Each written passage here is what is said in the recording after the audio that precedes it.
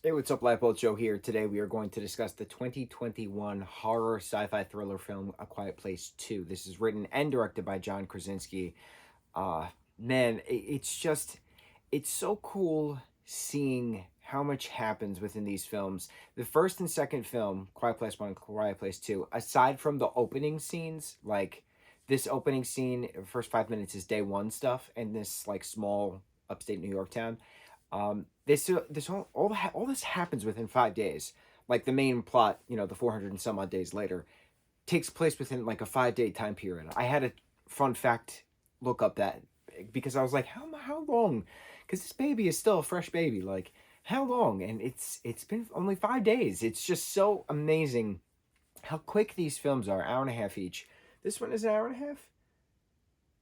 Hour and 38 minutes. Excuse me, including the credits. But bro, this just goes so quick, and the continuation just makes absolutely perfect sense. What happens? What do we do now that we've learned that these creatures from outer space that came on a meteorite are affected by high pitched frequencies amplified? What happens next? So Emily Blunt's character and the three kids, right, two kids and the baby, are now off. They have to leave the farm. The farm's done. So after the first 5 minutes of the cold opening with bro, the that bus scene of the bus being attacked by the creature and Emily driving to it and then backing up, and then like they get smacked into a pole, like that was in the trailer. I remember seeing that in the trailer and I was like, bro, day one must have been insane. And there's going to be a movie, a spin-off movie, Quiet Place Day One, and I'm so excited. I'm so excited to see what particular region day one's going to be about. um these films can go on forever. They could make a true TV series about this.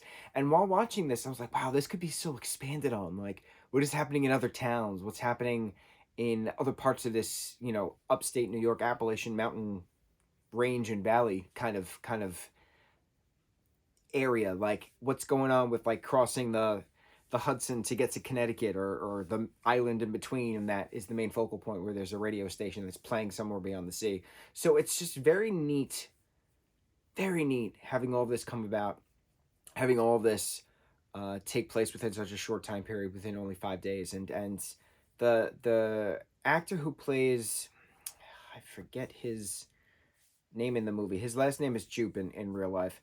His screaming is impeccable. When he screams when getting the bear trap on him, or it's just like you feel it. Like I know we just talked about this with Anton Yelchin marathon we did. Like certain actors and actresses, certain talent can make you elicit certain emotion. So when they scream, when they cry, when they gasp, when they yell, you feel it. You feel their anger, you feel their angst, you feel their pain, you feel that suffering. And this particular actor, however old he is, maybe 14, 15, incredibly talented. They all do a great job, but it's not often where you feel what the character feels. And that is power. That is strong power. That is pure elicitation of the craft, and it's amazing. So going on with the talent, going on with the story, how John didn't even want to write this, that he didn't, obviously had no idea how to actually like continue on the story, what happens next. So it's neat having the rest of the family go out. It's neat having the main character Emmett, uh, a main character Emmett, be another sole survivor from their past that they actually know, and we see him, within a baseball game in the stands on day one in this town. So getting the help, working together, getting to this island to broadcast that sound to help amplify. And now that it's amplifying, what happens next, right? Will the eldest daughter and Emmett actually leave the island, even though he's brutally wounded? When they leave the island, will they go back to meet up with the family, the rest of the family, in this abandoned steel mine? The assumption is yes, of course, bring everyone together. And that, but again, what happens next? Now that this is broadcasting, what happens next? Also, how long of a charge does that have? Because it's a battery powered hearing device. How long of a charge is that? Because that's not plugged into anything. The last thing we see of it is that it's pressed into the microphone, and that it's now broadcasting the sound. Will other people realize that this sound can affect these creatures? What happens next? And it's so cool because this could definitely be its own TV series. I mean, yeah, we've seen 1,000 different apocalyptic TV series within the last like 15 years, but like this is so different. It would be so entertaining to see all of this fighting back within this world we have, within the fighting these aliens, these creatures with this amplified high pitched noise. How can you defeat them? What's their spawn capacity, right?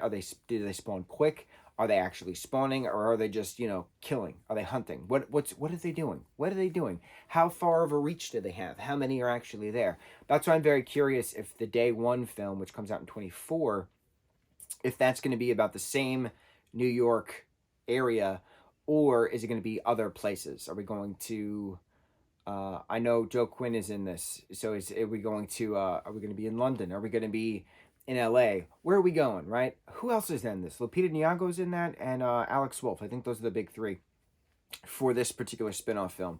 And then the third Quiet Place, A Quiet Place Part 3, that's going to be 2025, I believe I read. So with the release of this film, it was very interesting because this premiered, and I looked it up, March 8th, 2020. Right, the day after my birthday.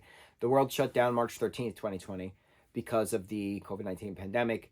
We were all grasping at protocol. We were all grasping at safety procedure. We were all trying to figure out how to be safe, how to be healthy, how to not spread, how to quarantine safely, right? Be safe, not be around others, because there was no point of being around others if we were still trying to figure out how to be safe.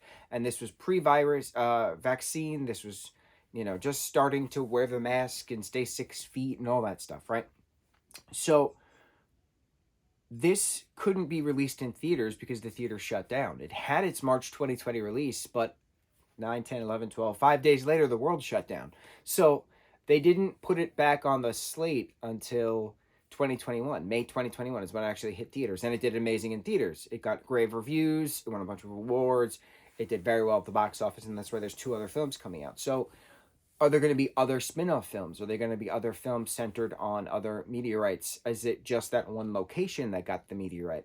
I don't think so, because in the first film we see papers about Shanghai, and I think I saw something about Paris or something like that. So what happens next? That's what's really cool about these 2 films. It's a what happens next. But the way that they're made, the way that how fast they were made, the first film was filmed in 36 days. The second film was filmed in 47 days, if my math and fun facts were correct. That's what I just read. 36 and 47 respectively. And the first film finished its editing hours before its premiere at the South by Southwest 2018 festival. That's another interesting fun fact. So by able to do these films so quickly, will there be more spin-offs? I hope so, because I like these creatures. I want to know more about them, but I also want to see other people rise up and defeat these creatures. Aside from the scene on the dock where those like leopard-looking people were entrapping Emmett's character and then taking the earpiece off of I can't remember Maleficent's, that's her real name. I can't remember her character's name. What was the point of the entrapment? So like, not all people are good within an apocalyptic setting. Some people turn evil. Some people use children as bait. It's very interesting. Very interesting. I'm very impressed with this franchise. I'm very impressed with this sequel. I'm so impressed on how, because when the first came out, it was pitched as a John Krasinski film, and you're like, bro, like he's Jim from The Office. He can't do horror. Bro, we were all wrong. We were all wrong. And Emily Blunt, we all know and love her as Mary Poppins. We all know and love her as that character on Jungle Cruise, whose name I don't remember. We all know and love her as Emily she plays Emily in Devil Wears Prada. And you're like, she can't do horror, bro. We were all wrong. All wrong. All wrong. Very impressed. I can't wait to see the next. On to the next review. Mucho mahalo.